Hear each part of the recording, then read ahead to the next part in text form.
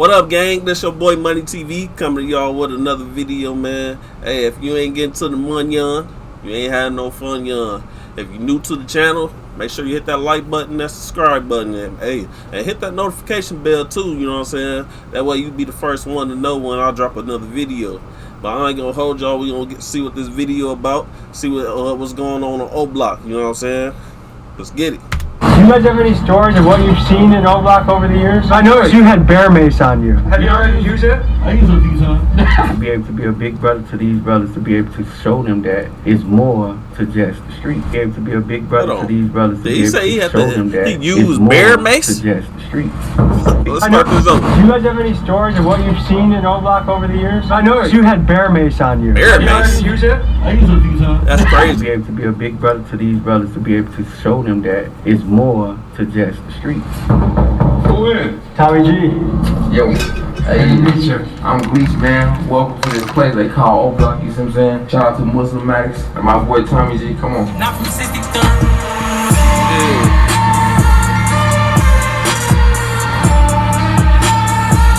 I want to go to that memorial, man, for real.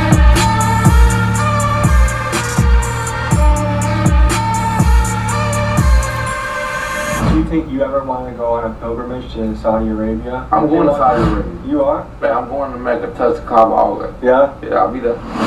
Chicago's O Block is one of the most notorious housing projects in the country. O Block has been home to many notable people throughout its history. Chief Keef, King Von, Little Dirk, and even former First Lady Michelle Obama. The apartment complex is located on 64th and MLK Drive on Chicago's South Side. It was built in 1950 to house the influx of African Americans coming to Chicago during the Second Great Migration. Upon its opening, it was celebrated as the first African American co-op in the country, and it was noted for having high quality and spacious units relative to the other low-income housing on the market. As the ownership of the co-op went private in the 1980s, the quality of the units began to decline and violence in the area increased as jobs moved overseas and drugs flooded the streets. In 2011, O Block earned its name in honor of 20-year-old resident O.D. Perry, who was shot dead by a rival gang member. From then on, O Block's infamous reputation as a dangerous area began to spread around the country, and it's since been known as one of drill rap's ground zero locations. As of recently, a new movement has been growing in O Block, Islam. I learned about this from 2 Muslim YouTube channels, and this got me connected to Gleesh, an O Block Muslim spreading the word on his faith. It brings the question, is this the movement that can bring peace and safety back to the area? Let's hit the streets and explore this more.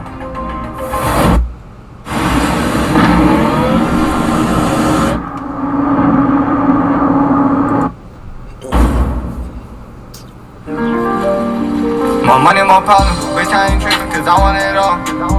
My head has been robbing, my head has been trapping, trying to get the shit off.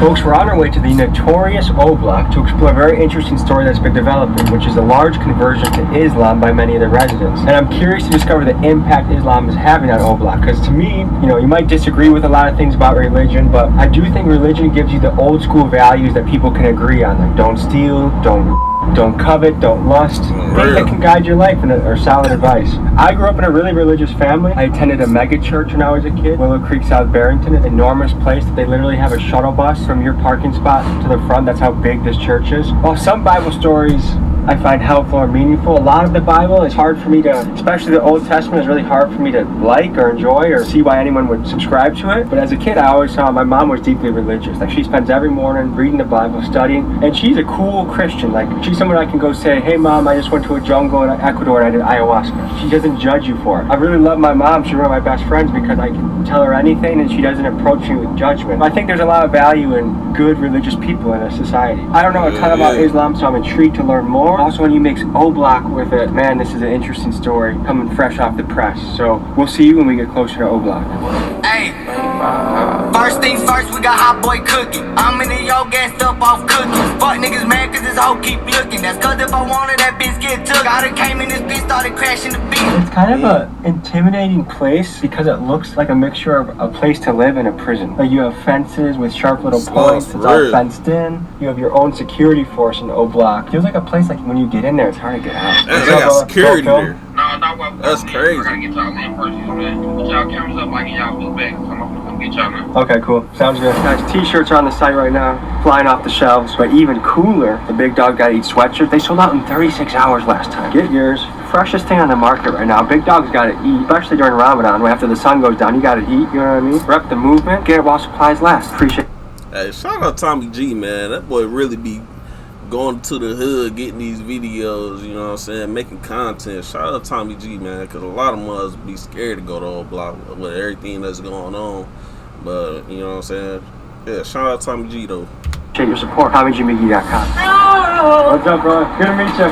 Tell us where we are right now. Man, we going right here on King's Drive. I love Block Cross. That's where we finna go. Let's give you the backstory on Gleesh. Little did I know that he was one of King Vong's close friends, and he even had a song named after him called Gleesh Plays with 23 million views. This is a track about home invasions and robberies and features a story where King Vong hit a lick for $50,000 and went straight to Gleesh's apartment with the loot, whereupon Vaughn and Gleesh had a discussion about buying cars and guns with the proceeds.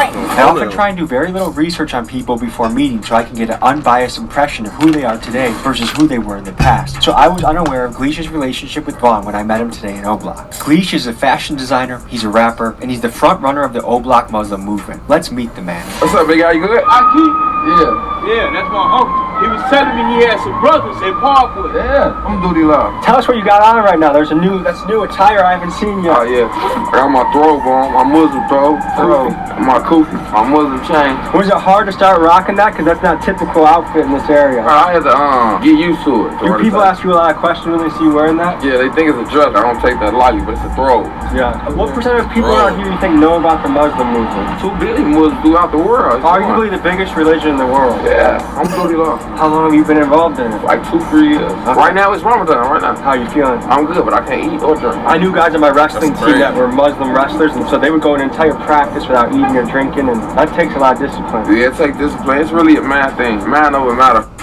Bro, that take a lot of discipline, because, bro, man, hey, if I've been eating like crazy, bro, breakfast, lunch, and dinner, and then gotta go, you know what I'm saying, days without eating, or whatever Ramadan is, or I think it's past like 7 or something. You can't eat no breakfast, and then you don't eat or drink till like 7 or something, 7 o'clock in the evening. That's a long time, bro. Like, sure, but yeah, shout out to them, cause sure, you gotta be really dedicated to, you know what I'm saying, to doing that, especially for your religion. You know what I'm saying. So yeah, shout out to them, man. I knew guys on my wrestling team that were Muslim wrestlers, and so they would go an entire practice without eating or drinking, and that takes a lot of discipline. Yeah, it takes discipline. It's really a man thing. Man over matter.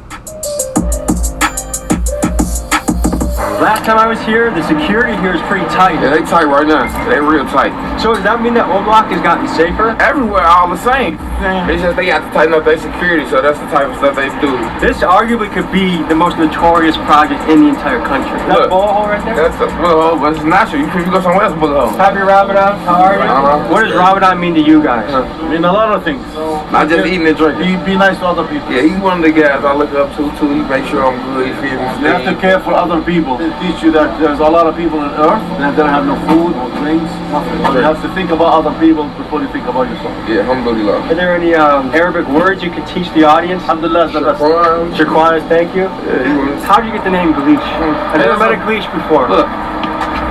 Shut up, They just call me Gleesh. They just made the name. Okay, I'll run with it. Is Vaughn looked at as a hero or a villain? Vaughn is a hero. Yeah. Everybody always looking at somebody bad. He a hero. Because some people love him for who he was as a rapper. Some people are like, that guy was a serial killer. Nah, he ain't no killer at all. That's a good guy, man. He made everybody really start loving each other. I didn't realize Gleesh and Vaughn had been close friends when I asked this question, but let me give you some background as to why I asked about Vaughn. By many within O-Block in Chicago, Vaughn was heralded as a rap hero who broke out the mold of poverty and launched himself into superstardom. Got a drop on this flexing nigga. He from Tennessee.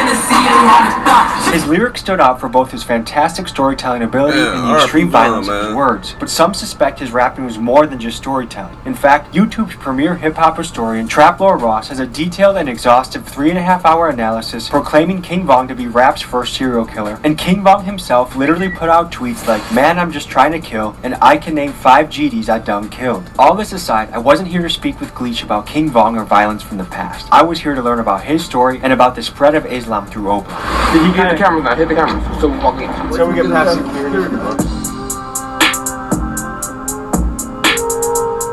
We're We're in the fortress now. It's not easy to get into O-Block, though.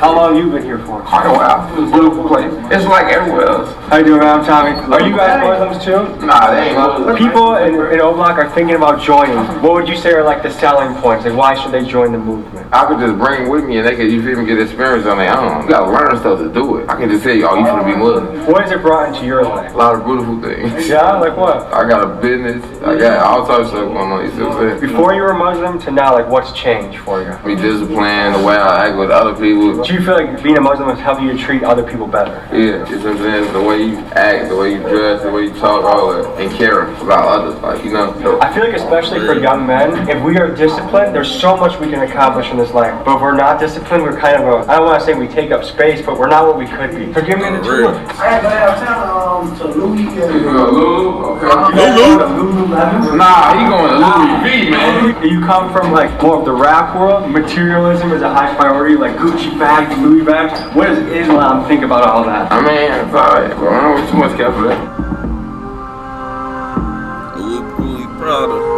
Where are we right now? We at my mom's house. I'm gonna move out of there soon. Where do you want to move to? I'm gonna move somewhere nice. You want to stay in Chicago? You want to move out of the city? You want to move out of the state? Eventually, it's to move out of Chicago, though. Yeah. How many guys in this room are Muslims? They Muslims. So what do you think about joining Islam or becoming a Muslim? What do you think about it? Supposed to be a real nigga, you being true to yourself. Do you think, hey, this is something I want to do one day, or is it like, nah, it's not for me? I don't know. Yeah, everything in the process is take time. Especially something like that is a big commitment. It's not like you're just done with it in a day. Like if you commit to being a Muslim, like that's a big new life change, you know? I grew up in a very Christian family, but I never felt called to dedicate my life to it, you know? Because it's like you have to really change everything you do from that point on. Like, yeah, you can be Christian, whatever, like, I don't know what they do, like, follow, like, discipline, like, when it's time, like. I mean, it depends. Muslims are a lot more disciplined than Christians, like, saying, like 5 times a day. I would say, like, the disciplined Christians, like, my mom, every day when she wakes up, she reads the Bible, prays. Yeah, but what about the other people? A lot of Christians don't do shit. Yeah, when it's Islam, like, you know, it's a way of life. Do you have to own anything to be in Islam? Like, do you have to buy, like, a prayer rug or anything like that? No, I got a couple of them in the room, though. Yeah? You want to show us? Yeah, it's one of them. It's a deuce on them.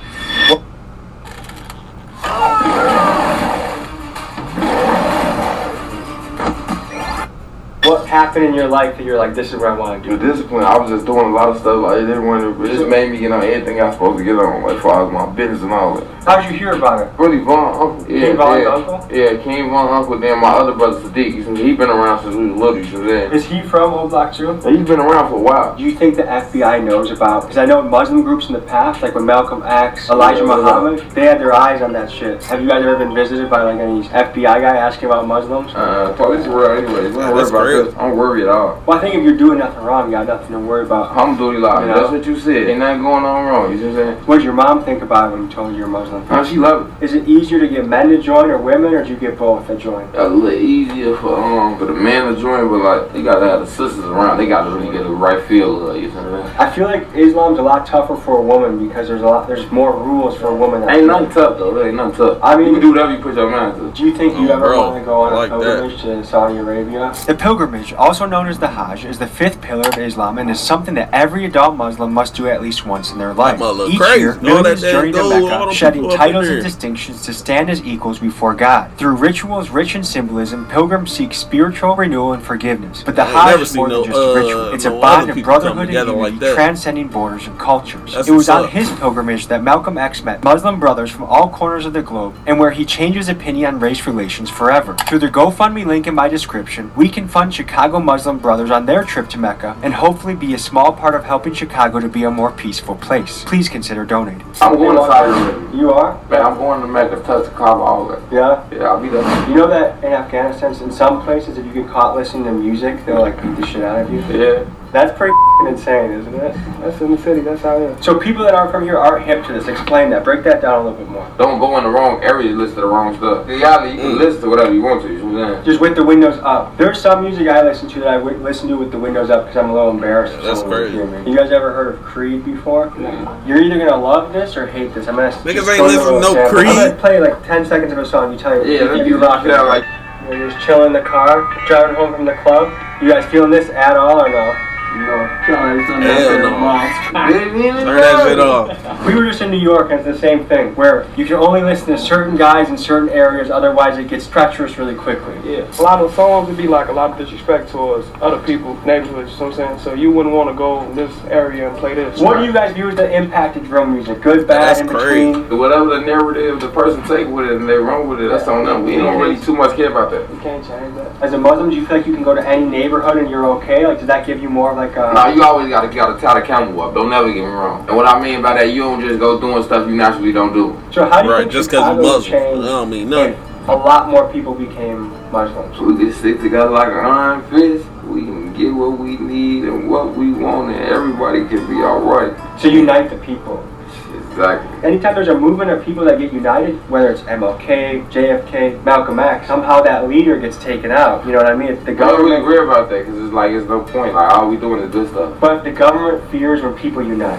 Let's explore how the FBI has historically responded to black political movements. Let's take you back to the 1960s when the Black Power movement was sweeping through the United States. This originated as a militant response to the slow progress of civil rights reforms on a national level. The rise of the Black Power movement alarmed the FBI. Under Director J. Edgar Hoover, the FBI viewed the movement as a threat to national security. Through a counterintelligence program called COINTELPRO, a series of covert and at times illegal activities were used by the FBI to infiltrate, discredit, and disrupt black activist organizations. On December 4th of 1969, the aggressive tactics of COINTELPRO culminated in a tragic and controversial event, the assassination of Fred Hampton, the Black Panthers Illinois chairman. In coordination with the Chicago PD, the FBI orchestrated a pre-dawn raid on Hampton's apartment based on detailed floor plans of the apartment provided by the FBI informant who had infiltrated the Black Panthers. Law enforcement executed the raid while Hampton was asleep. Armed officers stormed the apartment, and in the hail of gunfire that followed, Fred Hampton and fellow Panther Mark Clark were killed. Forensic analysis later revealed that most bullets were aimed at Hampton's bedroom, and evidence strongly suggested that Hampton, who had been sedated by barbiturates likely slipped in by the informant, was shot at point-blank range, ensuring his death. The official narrative initially claimed that the Panthers opened fire on the police, provoking a defensive response. However, subsequent investigations and outcry led to a different understanding. The raid had effectively been a targeted assassination of Hampton. Their deaths were not just a loss to the Black Power movement, but a devastating blow to the wider civil rights movement, and just one of the many examples that symbolizes the extreme measures our government is willing to take to suppress black leadership and autonomy. Whatever's gonna happen is gonna happen. I'm on the right path, and the people around me is on the right path, so we don't worry about that. Inshallah. What's important to you guys?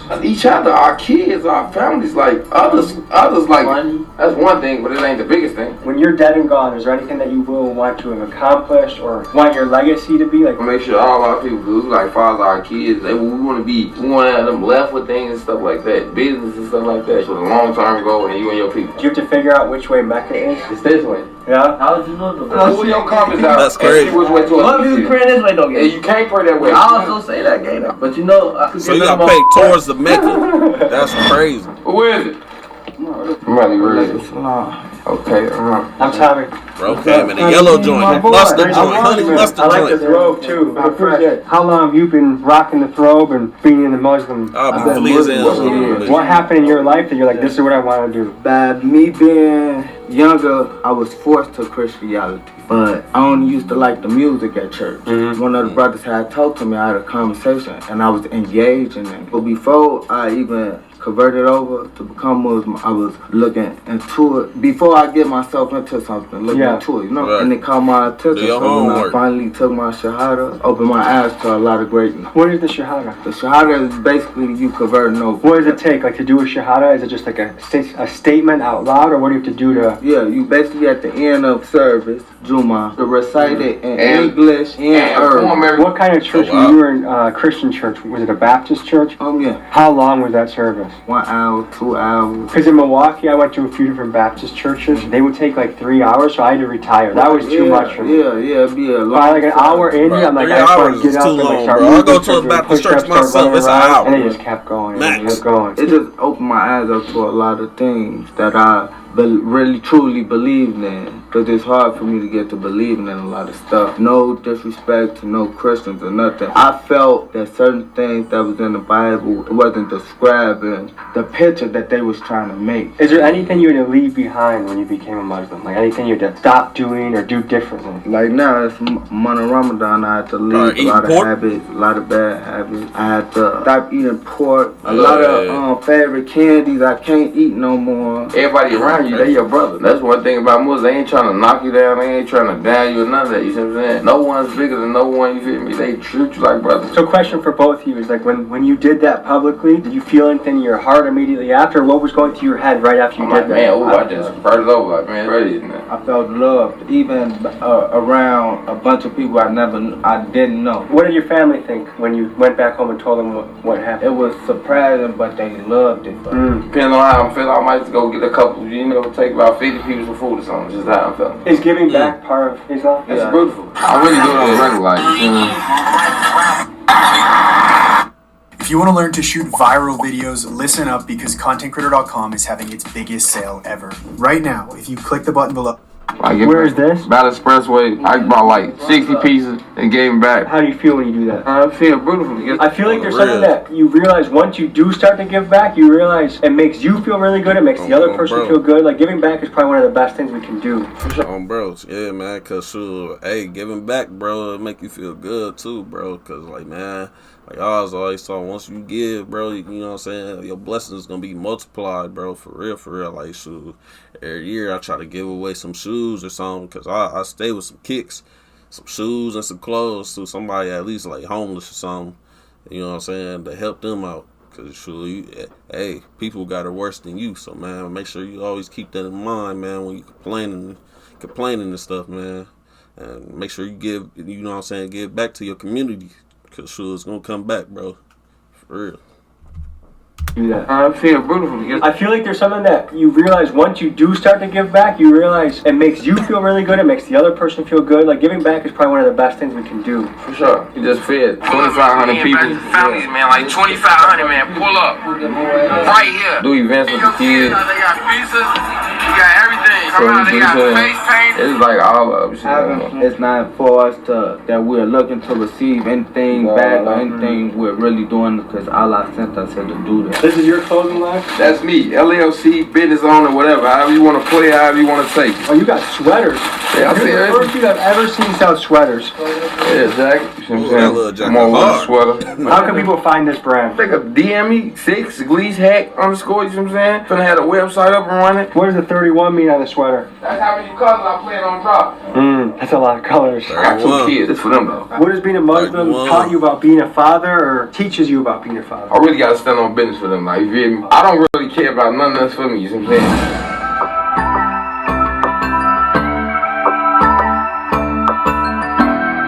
Over time, as you've grown up here, gotten better, worse, different, what's changed? This is what they make it, bro. They just, it's perfect to me. It's brutal. And it's not what they think it is or what they say, bro.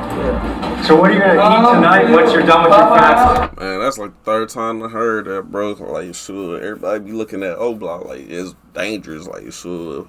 And I feel like that perspective got brought on them, you know what I'm saying, with all the killings and, you know what I'm saying, them going back and forth, you know what I'm saying, with, you know what I'm saying, 63rd and O-Block and all that extra stuff, bro. Like, sure, I don't know. Like, from what I've been hearing, people been saying that it's safe, you know what I'm saying, to go to. Like, it ain't like how, you know what I'm saying, they make it seem, bro. Sure. It depends. I might go to the mall to break my fast, but if not, it's easy. You know me, I still eat regular stuff as long as it's not pork or nothing like that. So we're leaving O-Block. Where are we heading next? We're going to the master, man. Undisclosed location. I ain't gonna tell y'all that, but y'all gonna see when we get there. This is not an easy place to come in and come out. As you can see, look, they got this on lock. You gotta show an ID. You gotta go through a checkpoint. This place is on lockdown, man. Do you guys have any stories of what you've seen in O-Block over the years? These the best people y'all need to run to. Y'all wanna run to my people. Them don't look. They go look. They make sure everything's secure. But I noticed you had bear mace on you. Have you already used it? I use it a few times. Okay, what was the situation you used it in? Ask your boy. Crowd get too crazy. Crowd control. Well, we be getting that. You want me to ask me any questions? I want to be right here. We can't be sitting out here long too long. Like statistically, if you want to be involved in violence, it's usually late night, it's usually alcohol, and it's usually people that know each other. So if you don't cause any issues, it's probably going to be rare that someone's going to try and cause an issue with you. O-Block is no different, but... O-Block is so bad, like that. Is it? Yes, O-Block so bad. What makes you say that? We had fights. There's a lot of fights here? Yes. How often do fights happen around here? One right there, some at the park. Yeah, the park. They shoot at the park so much. A shootout? Yes. What is that like? Traumatized. You ain't want to be around here like that. I don't know. How old are you? Shorty traumatized. 11? I'm in 8th grade. Oh, 8th grade. And what's 10 times 10? 100. Okay. 20 plus 20? Yeah. You tell me. 40. 40? Hey, keep studying hard, alright, brother? Okay. Have a good day, okay? Okay. We're hopping the car. We're gonna follow them to the mosque.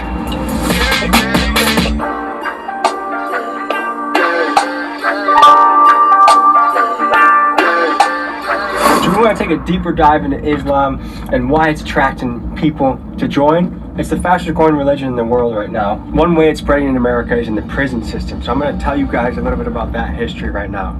Since World War II, Islam has steadily grown throughout the U.S. prison system. The Moorish Temple and the Nation of Islam are the two primary forces behind this movement. Much of the momentum came after Nation of Islam leader Elijah Muhammad and around 100 other members of the group were sentenced to prison for World War II draft evasion, and in their time at prison, they began to spread the message of Islam. Through the 1960s, Islam continued to spread through the prisons. The two main factors driving this was the increase of incarcerated black men and the empowerment and popularity of the civil rights movement. Furthermore, the 1962 court case Fullwood v. Clummer ruled that incarcerated Muslims had a legal right to practice their religion. The increase in prominence of Islam did come with challenges, however. Many Muslim prisoners were denied by guards the ability to spread religious literature and the ability to meet and conduct religious services. In one such case, Cooper v. Pate, refusal of access to religious texts in Illinois Stateville Prison was ruled unconstitutional and a violation of the freedom of religion by the Supreme Court. These challenges would increase following the September 11th attacks. The U.S. Bureau of Prisons froze the hiring of Islamic chaplains following the attacks in an attempt to reduce radicalization among the inmates. Today, Islam is the fastest growing religion throughout the U.S. prison system, with an estimated 80% of imprisoned converts becoming Muslim and an estimated 35 to 40,000 converts coming every single year. One of the appeals of Islam is that the structure and brotherhood of the religion is an attractive alternative to the danger and chaos of the streets. I always recommend 3 biographies to people: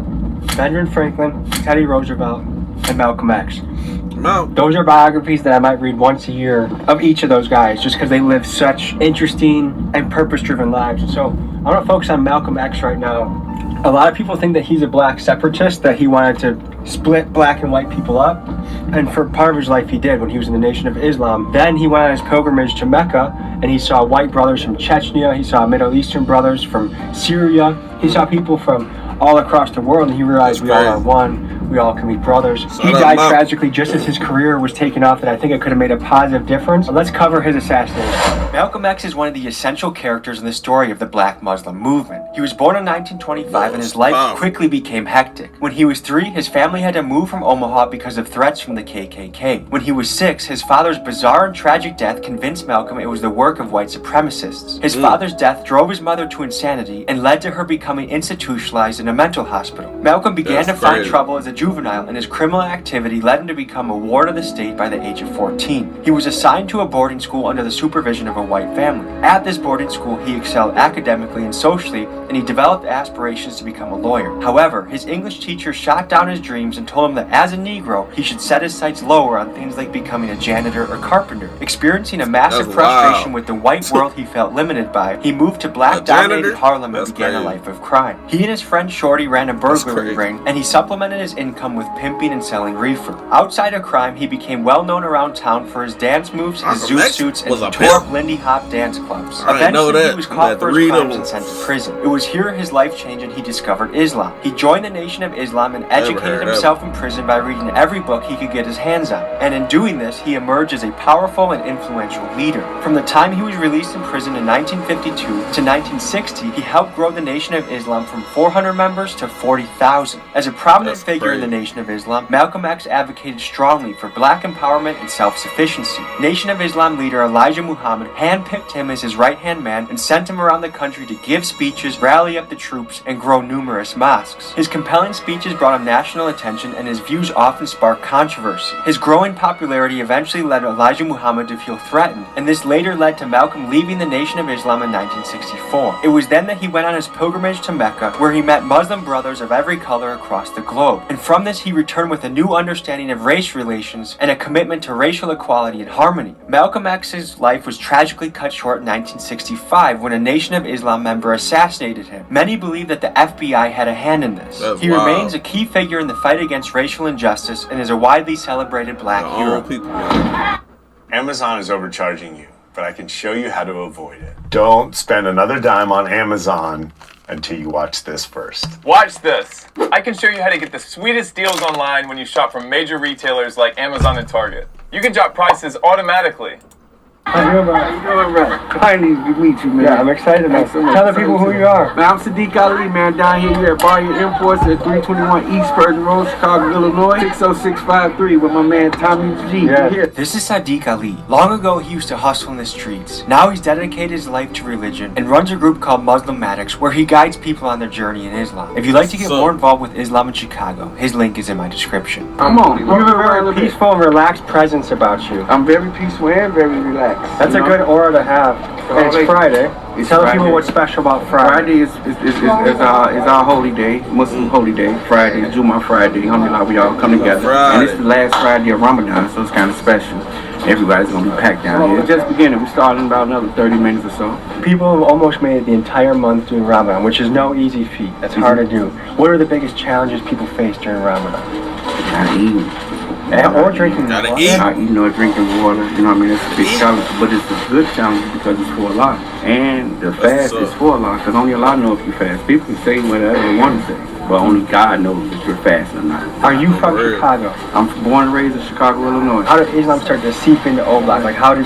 Let's go next door. We can talk more deeper. It's about to be perfect. My boy Tommy G, man. How are you? Okay. Tell me about what's going through your head today. It's prayer day today. We're close to the end of Ramadan. So tonight, Layla through Qadr. Yeah, it's an odd night. Alhamdulillah. Last 10 nights of Ramadan. How many Ramadans have you been through before? I made my shahada when I was like 21, but I really started deening probably like a year or two ago. So I say this is like my fourth Ramadan. What made you say this is something I want to do and become and want to be a part of?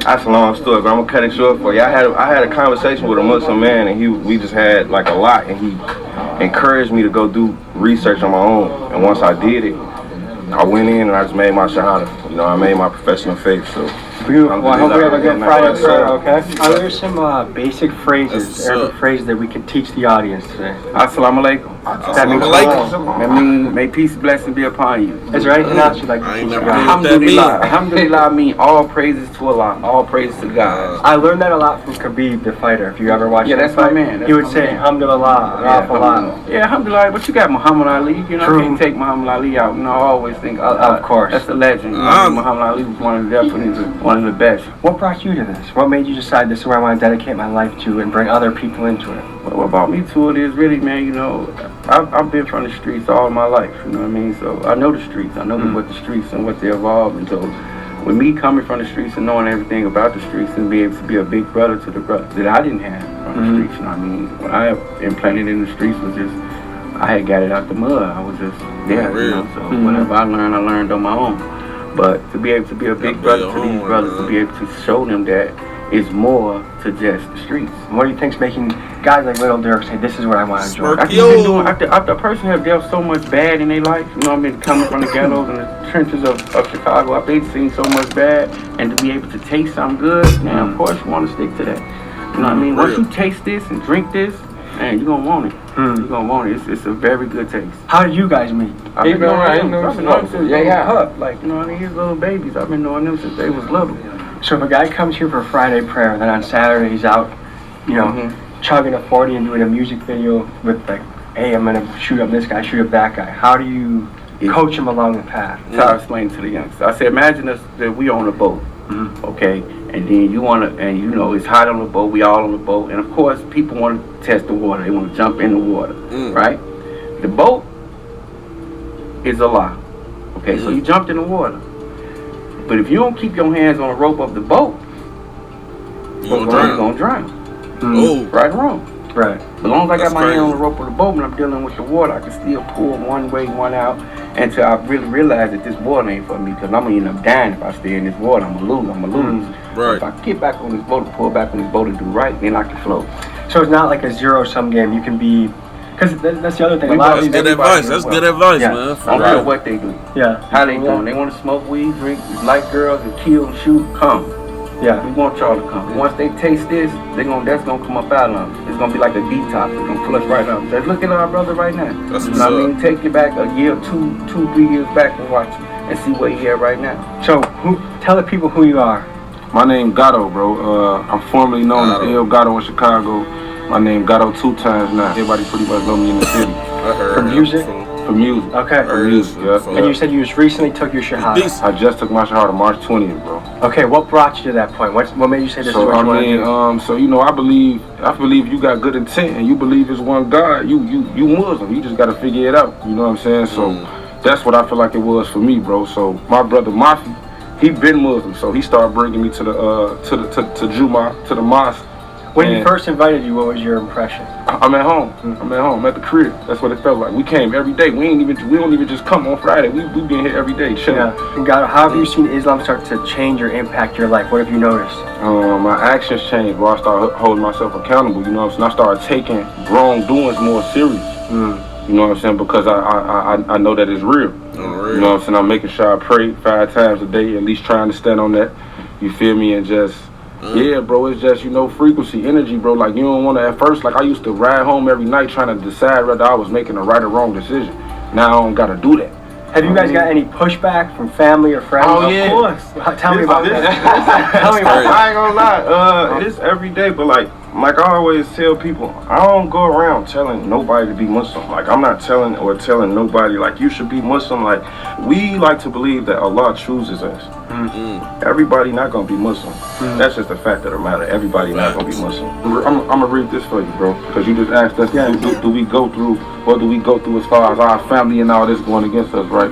The book tell you, as for those who persist in disbelief, it is the same whether you warn them or not, they will never believe. God has sealed their hearts and their hearing, and their sight is covered. They will suffer a tremendous punishment. So it's nothing we could do. It's almost like when Moses goes to the Pharaoh, and every time he tries to plead with the Pharaoh, the Lord hardens his heart and he doesn't want to hear it. Yeah. But then eventually, after enough suffering, he does hear it. Oh, man. What I'm referring to is a story from the book of Exodus where Moses is called by God to free the Hebrews from the slavery of the Egyptians. When Moses politely asked the Pharaoh to free his people. Yeah, that's crazy though, because like, man, what if you don't believe, you know what I'm saying, that's different, you know what I'm saying?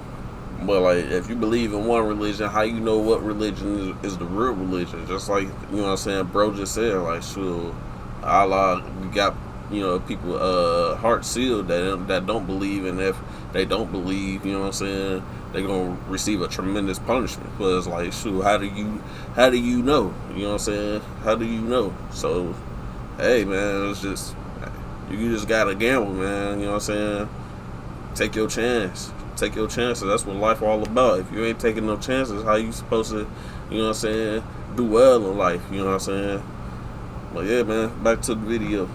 The Pharaoh decides he'd rather not lose the free labor force that was building his sick pyramids, so he said, "No thanks, Moses." Undeterred, Moses leveraged the power of the Lord to unleash a psyop and biological warfare of biblical proportions against the Pharaoh and his people. There were rivers of blood, a frog apocalypse, locust swarms, and even 3 days of darkness. But this was not enough to make the Pharaoh fold. God hardened his heart and the Pharaoh stood on business. But then Moses dealt a final blow of deleting all firstborn Egyptians from earth, and somehow God co-signed his plan and helped Moses spin the block against the firstborns. It was only then that Pharaoh agreed to free the slaves. Moses then gathered his peeps, parted the Red Sea like a boss, and delivered his people out of Egypt. All this to say, hardening of the heart, whether it's done by Allah or God, is a common theme in religious texts.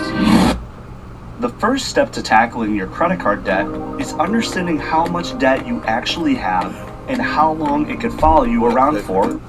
Who are some other Muslim heroes that you guys look up to? Malcolm X. Malcolm X.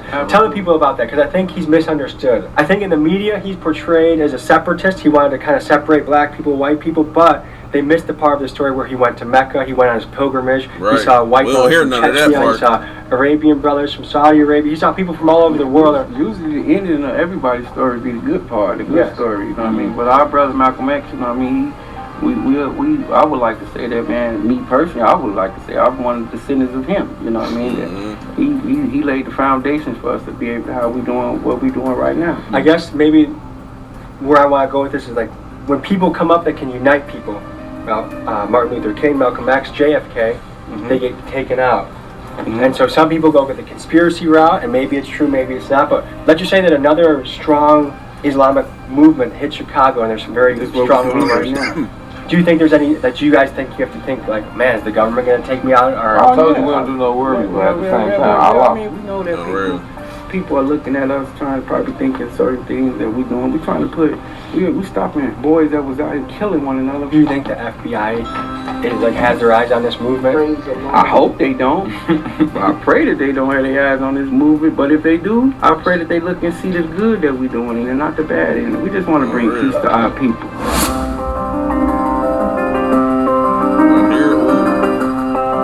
Okay, so where are you taking us next? You know, right now it's been so packed over here, man. We've been doing a lot of dialogue, and a lot of people been coming down and, you know, embracing Islam. So right now y'all gonna be witnesses like the live Juma. Okay. How long did it take to build it like this? Man, really, like, to be honest with you, man, like, really, like, this year, man, we, you know, since we started our little Dow program, really pushing the Dow like that, it really got packed, man. A lot of people came in and started coming down. Because it can take years to get something off the ground. It's exciting to see when... A lot gonna make it easy. Yeah. A lot gonna make it easy. People want to be right. Right tastes good. So what is happening? Right now, it's you know, the imam is speaking, he's giving us something called a kabak. He's speaking, he's, you know, he's giving us the knowledge of the deen. You know? And the imam is the teacher. The imam is the teacher. Is that equivalent to pastor? Yeah, you can say that. But It's a lot to take in, man, for real. How important is giving back to I ain't Muslim. You know what I'm saying? Shout out to them, man. It's good to learn different ways. Telling the people about Islam. Different religions. You know what I'm saying? Open your mind up. All people. Is it Shia or Sunni Islam? Sunni. The Muslim faith has two major sects, Sunni and Shia. After the death of the Prophet Muhammad in 632 AD, there was a debate on who should become the next leader of the Islamic Caliphate. Those who pulled for Muhammad's friend Abu Bakr became the Sunnis, and those who wanted the leadership of Muhammad's cousin Ali became the Shias. Sunnis make up the vast majority with around 90% of the global Muslim population. Here's how they differ. During prayer, Shias have their hands by their sides, and Sunnis keep their arms folded. Also during prayer, Shias are mandated to touch their forehead to natural material, while the Sunnis are not. From an outsider perspective, seems like relatively minor differences separate the two groups, but these differences have resulted in major power struggles. A few years back in Iraq, Saddam Hussein's Ba'ath Party was highly oppressive of the Shia majority, and currently in Syria, the country's Sunni majority are oppressed by the Shia-dominated government. Whether it's Protestant versus Catholic, the Packers versus the Bears, Democrat versus Republican, humans prove time again that we are tribal creatures. Okay, so if I were to convert, I'm going to ask a few different questions of what I can keep doing and what I can't do anymore. Let's start with an easy one: pork and bacon. No, you can't eat none of that. It's not good for you anyway. You shouldn't eat that.